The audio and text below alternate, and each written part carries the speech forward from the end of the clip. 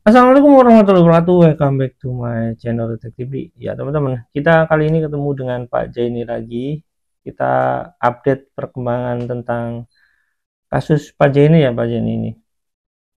Betul betul ya. Ya. Terus kita langsung aja Pak Jaini, kasus perkembangannya bagaimana? Dan nanti saya akan ada pertanyaan yang cukup ini ya, cukup apa ya? Ada perkembangan. Jadi saya kan update video itu banyak gitu ya. Terus dan itu Iya. eh, video-video itu kan video tahun lama punya Yusuf Mansur dan tahun-tahun baru gitu, dan itu Ya. kayaknya ada kemiripan, maksudnya Yusuf Mansur kan sering membanggakan diri gitu Pak Ustaz, Pak Iya. Jenny. Jadi Yusuf Mansur itu karena sering membanggakan diri, jadi dalam video-video tertentu dia sering menyebutkan kata-kata 1 miliar dah. Dan itu Iya. kalau itu berkaitan dengan seseorang yang terkenal biasanya diucapkan gitu. Tapi kalau ini berkaitan dengan batu bara, ya dia ngucapin hal itu. Ya intinya seperti itulah, nanti kita bahas lagi. Tapi kita fokus ke materi ini dulu. Perkembangannya bagaimana, Pak Jenny? Ya, baik Mas. Jadi berkaitan dengan yang terakhir kan karena saya mengajukan dalam PK saya melawan Yusuf Mansur dan kawan-kawan ini. Jadi di samping saya mengajukan memang ada kesalahan penerapan hukum, juga memang ada saya mengajukan satu alat bukti novum. Novum itu berkaitan dengan legalitas dari tergugat 4 yaitu BMT Darussalam. Berkaitan dengan adanya novum tersebut, maka saya harus dilakukan sumpah ya, harus dilakukan persidangan, kemudian dalam persidangan itu saya diambil sumpahnya. Biasanya ini kan oleh hakim tunggal, kebetulan sudah diambil sumpah tertanggal 10 April kemarin 2025, kemudian saya sudah menandatangani berita acara sumpah tersebut, Mas, begitu. Hmm. Berita acara sumpah tersebut sebagai bukti saya sudah disumpah, kemudian saya minta kepada pengadilan sebagai arsip saya tuh dikasih Mas, ini Mas bentuknya. Ya. Ya, di bentuknya kemudian sudah ditandatangani oleh hakim tunggal, kemudian juga sudah ditandatangani oleh panitra begitu Mas. Artinya berkas perkara PK saya itu sudah lengkap begitu Mas. Sudah lengkap, kemudian tinggal menunggu mungkin kontra memori dari Yusuf Mansur dan kawan-kawan kalau mereka masih mengajukan kontra memori begitu. Sesuai dengan ketentuan peraturan perundang-undangan, ketika saya mengajukan PK, kemudian 14 hari sejak saya mengajukan PK dan saya menyerahkan memori itu, pengadilan itu wajib memberitahukan kepada para termohon begitu. Dalam hal ini Yusuf Mansur dan kawan-kawan. Kemudian setelah itu diberitahukan secara resmi yang dapat dipertanggungjawabkan secara hukum, maka kemudian Yusuf Mansur dan kawan-kawan itu diharapkan itu untuk mengajukan kontra PK tersebut, Mas, begitu. Karena sumpah juga sudah diambil, kemudian waktunya kan sudah juga cukup lama, maka seharusnya berkas perkara ini dari Pengadilan Negeri Jakarta Selatan segera dikirim ke Mahkamah Agung, kemudian ditetapkan hakim PK-nya begitu, Mas.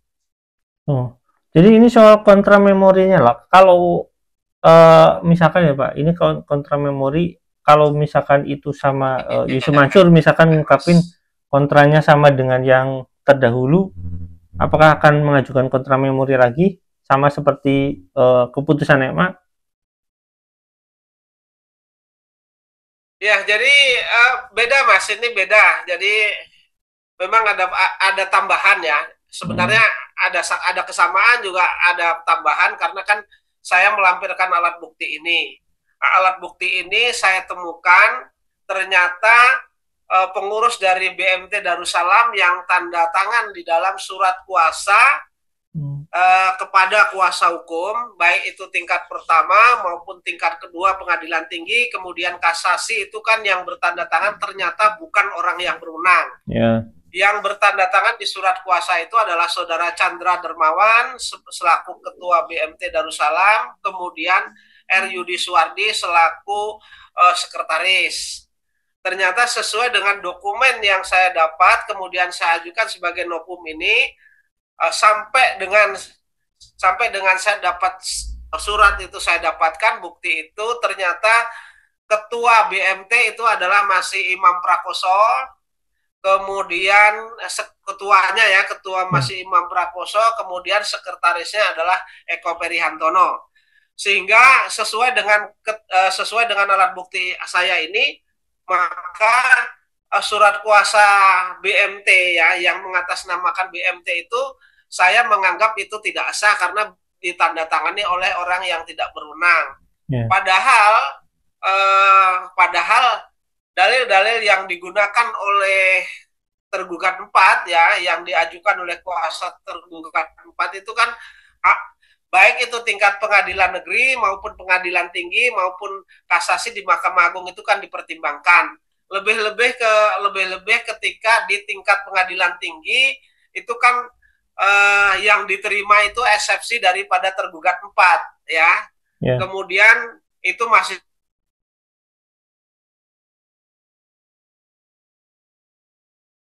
kuatkan oleh putusan gunakan sebagai dasar itu adalah dalil daripada tergugat 4 yang mana itu diajukan oleh kuasa dan kuasa itu tidak sah menurut hukum. Menurut hemat saya maka itu harus dibatalkan secara keseluruhan, baik putusan pengadilan negeri, pengadilan tinggi dan kasasi Mahkamah Agung itu harus dibatalkan. Kemudian saya meminta majelis hakim PK atau yudek yuris biasanya disebutnya begitu, itu membatalkan putusan dari tingkat pengadilan tinggi sampai kasasi Mahkamah Agung, kemudian mengadili tersendiri begitu, Mas. Ya. Itu, Mas. Jadi intinya batal demi hukum gitu ya, Pak? Ya, jadi batal demi hukum. Ya, gitu, Mas. Itu dalam bahasa hukumnya kan kayak gitu ya, batal demi hukum itu. Ya. Oke, Pak, saya mau bertanya ke, ini kan udah ya Pak ya, saya bahas ini, pokoknya intinya seperti itulah. Ya. Saya mau bahas ke belakang.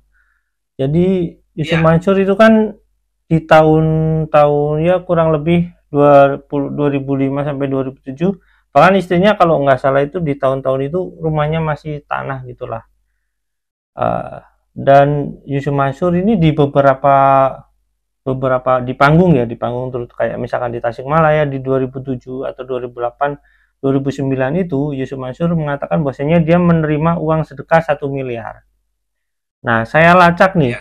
Saya lacak ternyata di tahun-tahun itu yang memberikan sedekah 1 miliar itu adalah mafia batubara Adiansa, Pak. Nah, sementara kasus Adiansa itu di 2008 itu sudah terjadi dengan ya mohon maaf ya, ini Humpus ini kan terkait dengan nama besar ya, pokoknya intinya terjadi dengan Humpus gitu.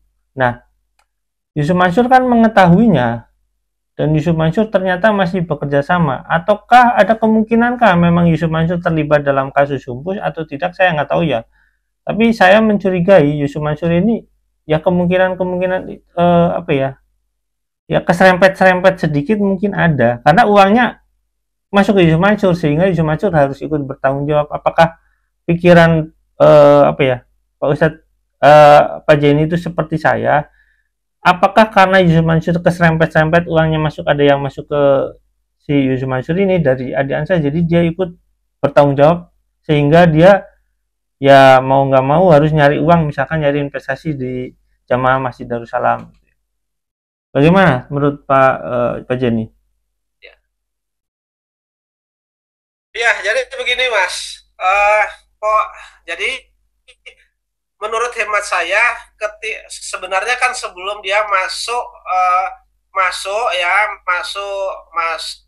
ke Masjid Darussalam, kemudian mengajak investasi Jamaah Masjid Darussalam itu dalam batubara itu kan sebenarnya sudah ada perkara sudah ada masalah dengan Humpus lah Mas. Gitu. Ya. Nah, kemudian Yusuf Mansur ketika itu presentasi pertama kan mengaku bahwa mengaku bahwa Yusuf Mansur itu diangkat sebagai komisaris, sehingga Yusuf Mansur lah yang memberikan personal garansi terhadap jamaah Masjid Darussalam ini. Padahal sebelum Yusuf Mansur masuk Masjid Darussalam ini mengajak orang-orang berinvestasi berkaitan dengan bisnis batu bara yang digagas Yusuf Mansur ini, itu sudah bermasalah dengan Umpus. Menurut hemat saya, Yusuf Mansur mustahil itu tidak tahu, begitu Mas. Ya, menurut media ya, juga tahu ya. Intinya sudah bermasalah karena itu mungkin uangnya dibagi-bagi sesama Yusuf Mansur dan Adiansa. Ketika itu dapat masalah dan harus mengembalikan, mereka harus cari uang kembali, bagaimana cara mengembalikan. Ya. Hal tersebut kenapa saya tahu? Saya tahunya itu ketika bisnis batubara JBN ini sudah bermasalah, maka saya dan kawan-kawan itu mendapat informasi dan mendatangi Mabes Polri ya. Mabes Polri, kemudian di sana memang si Adiansa ini ditahan di sana, Mas.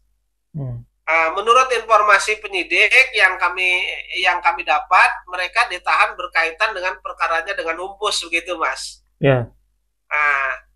Jadi Yusuf Mansur masuk ke sini itu sebenarnya masuk mengajak investasi jamaah Masjid Darussalam ini adalah investasi batu bara itu sudah bermasalah. Jadi menurut hemat saya itu ketika mereka masuk ke sini itu disengaja untuk mencari uang kemudian mengembalikan itu mungkin, gitu Mas. Iya. Terus ini Pak, itu Mas. Terkait dengan yang lainnya saya tidak tahu apakah uang yang dari Umpus itu sudah digunakan untuk berinvestasi di warung stik dan seterusnya, saya tidak tahu.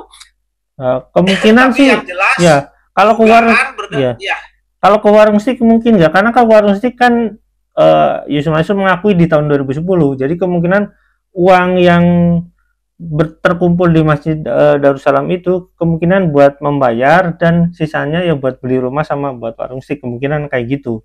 Tapi selain itu kan ada pihak lagi investasi yang ditarik sama Yusuf Mansur di tahun-tahun itu Pak, selain Masjid Darussalam. Menurut Yusuf Mansur sendiri kan seperti itu. Ya. Kemudian didukung oleh fakta adanya gugatan juga Mas, adanya gugatan Bang CM Biniaga TBK ya melawan Yusuf Mansur dan kawan-kawan itu. Yusuf Mansur dalam gugatan itu jelas disebutkan Yusuf Mansur ditarik sebagai tergugat itu karena sebagai ketua dewan komisaris ya. Iya. Jadi Yusuf Mansur ketuanya, terus kemudian ada pihak lain juga yaitu Bapak Syakir Sula itu sebagai komisarisnya juga begitu. Dan itu di dalam gugatan itu sama sekali Yusuf Mansur tidak membantah bahwa dirinya sebagai komisaris utama. Bukan pimpinan ya, komisaris utama. Jadi Yusuf Mansur bertindak sebagai komisaris utama, kemudian Dr. Syakir Sula bertindak sebagai komisaris berdasarkan yang bisa kita akses, siapapun bisa mengakses itu Mas, begitu. Nah, di dalam gugatan tersebut Yusuf Mansur sama sekali tidak menolak bahwa dirinya digugat berkedudukan sebagai komisaris utama. Artinya ini kan memang ada dokumen yang menyatakan Yusuf Mansur itu sebagai komisaris utama. Yeah. Kalau tidak ada itu, tidak ada dokumen itu, tidak ada perubahan anggaran dasar dan seterusnya, walaupun itu tidak dilaporkan ke Departemen Kehakiman dan Hak Asasi Manusia, saya kira bank tidak mau memberikan fasilitas kredit terhadap PT Adi Partner Perkasa. Yang nyata-nyata itu kan merugikan daripada penggugat, yaitu yang Biniaga Mas, begitu. Ya, itu jelas sih menurut saya, karena ada keterangan dari Syakir Sula itu mengatakan bahwasanya yang mengajak beliau menjadi komisaris adalah Yusuf Mansur di PT itu. Jadi kan jelas, jadi keterlibatan Yusuf Mansur di sana itu cukup tinggi karena bisa mengajak Syakir Sula. Syakir Sula juga kan dulu itu terkenal lah gitulah di bidang ekonomi syariah dulu ya, tapi sekarang saya nggak tahu sih, tapi masih banyak orang yang sering undang kalau nggak salah untuk ya semacam seminar kayak gitu, kurang lebih seperti itu. Jadi Yusuf Mansur nggak bisa mengelak karena ada pernyataan Syakir Sula bahwasanya yang menarik Syakir Sula menjadi komisaris ya Yusuf Mansur